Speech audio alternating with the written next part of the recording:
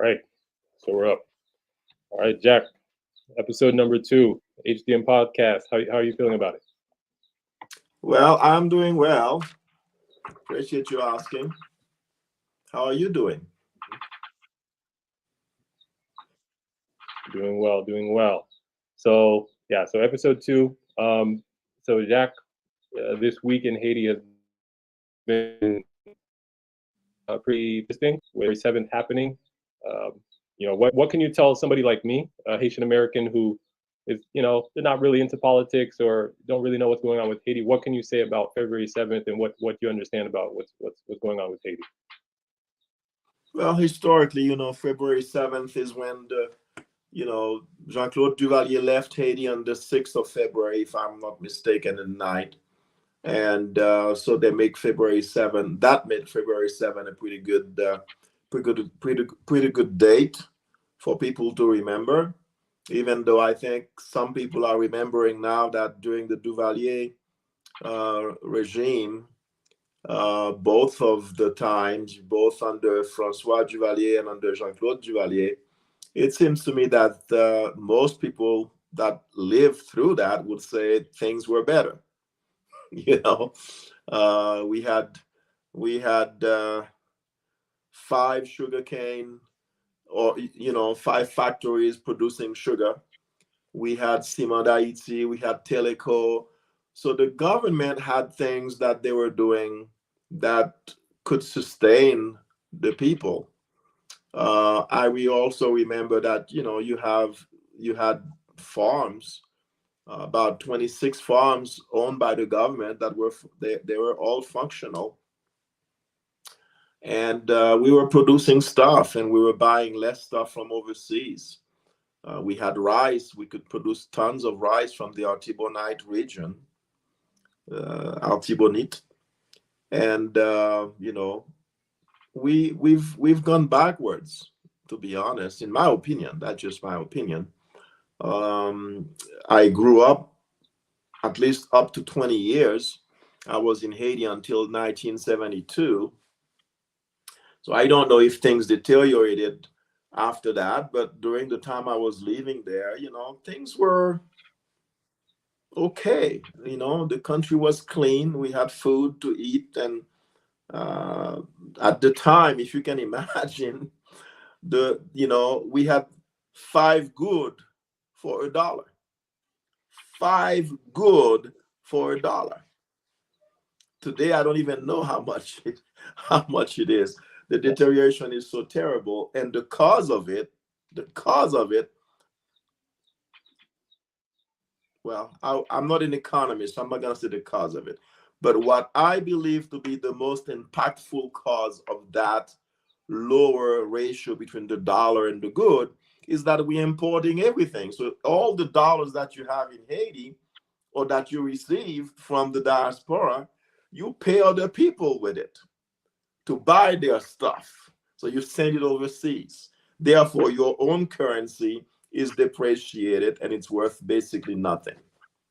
It's a sad day. It's really not a good thing. So for February, so for what do you understand happened in Haiti over this week with the date coming around? How is Haiti right now? What is going on? Well, if you look at it honestly, for the past whatever many years, that's all we do in Haiti. It's n'abjete gouvernement. Okay, so every time you turn around, there's a government that has to go. It's the same thing they did with Jovenel Moïse. They just put people in the streets. Oh, Jovenel has to go because his term has ended and they come up with all kinds of stupid stories, to say that. And really, the reason for that is we've been doing it for 200 years. You and I, we had that conversation about, Jean-Jacques Dessalines gave us our independence. The first thing that we do, we killed the guy. We assassinated the guy brutally. And it tells you what kind of people will do that. What kind of people will assassinate the person that basically gets you your freedom? You got to be a very, very just dark, mentally, spiritually person to do such a thing. You really have to have a dark heart and a dark spirit to do that, because the spirit of light will not allow you to do such a thing. There's no way. You would show some respect for that life. You would honor that life. But instead, we assassinated the guy. And then we ask ourselves, well, why is Haiti, in such a bad state? Well, you're in a bad state because you've been doing bad things. That's what it is. You've been doing bad things. So I'm sorry to say those things, but as you probably know, I'm kind of blunt. I don't mash my words. I say it like I see it, and I'm obviously wrong many, many times, but I think we need to just examine ourselves and ask the question, why are we always trying to overthrow government? Because this guy is not doing anything. Okay. And you're gonna do better? How? You don't even have a plan, but you're gonna do better. Oh, I don't need a plan. Okay, well, okay. I mean, it's absurd. It really is. We need to stop overthrowing government. And yes, you may disagree with the guy. Yes, you may say, you know what, you're not doing something good, you're doing a bunch of bad things. Okay, I'm all that. But then let's discuss a plan. What do you want to do? What would you like to see happening? La Yasal. Okay, so why don't you just get some friends of yours and clean up the streets? They do it in the United States. They do it everywhere in the world where you see something. It's your city. It's your neighborhood. Go clean it up. L'État, c'est job l'État. Oh, okay. I thought l'État was us, right? I thought we were the state. We are part of the state. It's our country. It's our neighborhood. L'État cannot do it. You do it. Yeah, call l'État and tell l'État, okay, does l'État have a name? Who are you going to call? Let's stop. We complain too much. Complain too much. Yeah. I think another thing is, a lot of people who are my age, the question is, all right, there's problems in Haiti. What can we do? Like, is it just up to waiting for the U.S. to do something? Is it all political issues? But what can we do? I'm not saying to give a definitive answer of specifically here's what you need to go do, but what generally can Well, Haiti I can give specific. sitting? Okay. The specific is the first thing that you need to do. You need to learn the rules of the game. It's called the Constitution of Haiti. You need to read the Constitution, find out what it says, look at what it's saying for you as a citizen. What responsibility do you have as a citizen? Just look at those to start with. Once you understand what the Constitution said, you may say, oh, I disagree with this, I disagree with that. Okay, then take a note. So that means your next congressman, your next parliamentarian, you need to inform them, you know what? I see this in the Constitution. I don't like it. I would like for you, Mr. Congressman, deputy, or senator, I would like for you to amend that. Well, okay. There's a process for that in the Constitution. It takes about 5 sessions, I think, 5 years before they can actually, vote on it. So just go to the process that exists, meaning obey the law of the land. Okay, it's like you and I, we've talked about this. There's that passage in the Bible that I just love, that proverb. Most people cite the first part, they don't cite the second part. Basically, the proverb says we have to do for our country, we have to pay attention to it, because where there is no vision, the people perish. Do we have a vision for Haiti? Dessalines had one, we killed him. Christophe had one, Henri Christophe. Okay, we were so not in play, so not in his league that he, according to history, he killed himself. Mhm. So what do we need to do? It's very simple. Let's learn about our Constitution, let's obey it, and let's get our hands dirty. Let's do the work. If your street is dirty, like I said earlier, clean it up. Call your neighbors. Hey, can we organize a way to clean this up? Because it's your country. It's not the country of the prime minister or of Duvalier or whatever. It's your country too. So take care of it. Yeah, yeah, yeah. I hear what you're saying. I think we probably don't know enough about the Haitian Constitution for sure. As like a Haitian American, we probably have never seen it or read it. Most of us, but I know from what I've heard from people who have read it, who do know it, it's our Constitution. But they're like, man, it's a bad Constitution, blah blah blah, this and that, and That's great. Give me a list of all the bad things you find in it. But I have asked some people already over the years, what is it that is in the Constitution that you don't like? Give me a list. I'm still waiting. okay, Okay, I'm still waiting. A diaspora pas qu'à voter. The Constitution doesn't say diaspora pas qu'à voter. There's nothing in the Constitution that preclude a Haitian in the diaspora to vote in elections. Nothing. Not one word. So what is it? Tell me what it is. I remember when Ariel Henry were gun ho and Jovenel Moïse gun ho. We're gonna change the Constitution. And I'm saying, how are you gonna change the Constitution? Oh, we're gonna create a new Constitution. Well, wait a minute. You cannot just create a new Constitution. You have to amend the Constitution that is there. Because the Constitution that exists tells you you cannot just create another one. You have to amend it. The same way any other constitution in any other country says, if you want to change something, go to the process and amend it. Go to the people and they'll tell their representative, they'll tell their senators, this is what they would like to amend. Okay, great, do that. So, all right. So let's say we have the Constitution, it's fixed and all that stuff. Everything that needs to be changed is changed.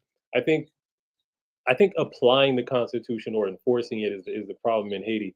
From what I can see, it's like no matter what the rule is, applying it. Like right now, we haven't had a president for 2 years, right? And Okay. I don't know if the Constitution has anything to do with helping that, if it was to be applied or whatever. But I know that we can't even do what the Constitution says right now. So what is the problem? That is because, again, we like to fight, we like to destroy things, we don't like to build things. In 1995, 1996, I proposed to my congressman, Chris Cannon, a project by which we will establish a national infrastructure that will permit to have elections in 1 month or in 6 months, whenever you need to have an election. Because today in Haiti, if you've got a senator that died or is outside of the country and something happens to him, you cannot replace that senator through an election, to an electoral process, because you don't have the infrastructure to do so. What we proposed in 1998 or 2000 or so, I don't remember the exact date, but I can tell you who was prime minister. It was, Mr. La Tortue, who was prime minister. We gave the Haitian government, and when I said we, my congressman fined $124 million for the Haitian government. Gave it to Mr. La Tortue. Met with Mr. La Tortue as a prime minister in Washington, D.C. in his office. Committed the money to him, give him the money. And I have witnesses. I don't need to say who they are, but they know who they are. They were there in the meeting with my congressman at the time. And they never built it. They never built it. And I remember Mr. La Tortue dispatched someone to come here to see me face to face and said to me, Gérard mandem pou m'di ou, faut abal 30% pour mettre projet ça sous pied. And I said to him, you tell Gérard, thank you very much. He can take the money and stick it. Because no, I'm not giving anybody anything. If he wants to take the money of the Haitian people and enrich himself, go ahead, be my guest. And he was But a president at that time. Yes, sir. Yes, sir. So I'm saying it. Gérard is not alive now, but there are people who knows what I'm saying, and you can ask them. They will tell you that's the fact. That's true, because that's what happened. Now, if that infrastructure was in place, what was it? At the time, we had a company called Turbo Wave that would put 2.4 gigahertz antennas in all the schools in Haiti to allow the schools to become places where you can go to vote. We will also equip them with a computer and a printer so that when you go to vote, they give you a receipt saying, okay, your vote is this is what you voted for. Yes, yes, yes. They give you a receipt. So then it was, and we had an Israeli company at the time, that the same Israeli company that did it for Israel, they said, we'll do the exact same thing for you with proof that no one can cheat. So the ID would be, copy proof. We didn't do it. And again, today I'm saying in 1990, when the international community participated in the first election in Haiti, they never followed what the Constitution said to do in terms of elections. Right. For instance, the Constitution talks about democratization and decentralization. That means every department is a state that is governed by 5 people elected in the department to govern the department. We did not do that. We haven't done that, and it's been since 1990, 1987, the Constitution was passed. 1991, we had a vote and elections. We didn't do anything about it. Until today, we've never done it. So each department in Haiti should have their own elections, their own governance, their own bank account, and everything else. In addition to that, the same Constitution said, in order to help the national government, we will form an interdepartmental council. Beautiful idea. Why? Because that interdepartmental council would have, according to the Constitution, the right to sit in session with the Prime Minister and the Council of Ministers when they are deciding on things. So let's say that you're going to do something in Jean Rabel. The guy that is part of the to the council that is sitting in the offices of the ministers, in the cabinet minister's office, he could say in that meeting, I'm sorry, Mr. Prime Minister, I'm sorry, Minister, can I say something here? I don't think you should do this in Jean Rabel. Why, sir? Well, because, I'm from there and I know this and this and this, and that will not work if you do it that way. Okay, do you have a better way? Yes, my way would be to do it this way. Because then you have constituents who are closer to the problem helping you solving the problem. But guess what? We never did that either. Okay, so we complain a lot, and this is one thing about Haitians: we love to complain. Next time bon, next time I confirm. We complain all the time. What we don't do is we don't even do the things that we are supposed to do in the first place. And like I said, the international community should also take notes that they have not done that either. They have not encouraged Haitians to support their own constitution so that they will give us a lesson in obeying the law of the land. They never done that. We have had elections after elections after elections. They never bothered to say, wait a minute, why don't we do it the way our constitution is designed to do it? They never did that. All right, that's a good place to pause, to stop there, because what you're about to get into, I think that's a whole another conversation in and of itself, and that would require really going in depth. We have another guest who's going to be joining us. So what I'm going to do now, we're gonna end this one here. That was a great conversation. We're gonna get into some other things on the data regarding Haiti with Mark Yula. So I'm just gonna thank you, Jacques, and so stick tuned with us. We're gonna start part 2 in a second. You got it.